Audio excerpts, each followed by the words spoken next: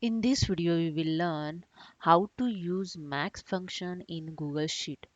This is my Google Sheet. I have some student data with the marks of the every subject. So I'm going to calculate the maximum marks of every student. So I'm using here the max function. Just press the is equal to, write the max and just tap it.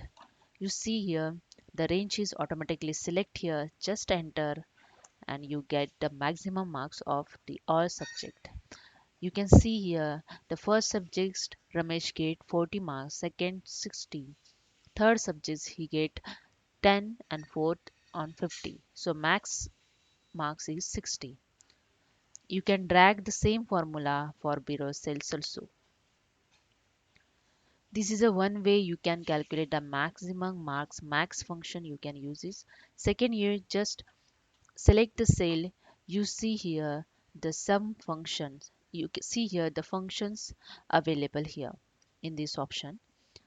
You can select here max function and just select the range as you want to calculate the max amount from this data. So I just select the subject 1 to subject 4 and just enter it. You get it. You can autofill this, click on that. That's it. Hope you understand. If you like this, please subscribe my channel. Thank you so much.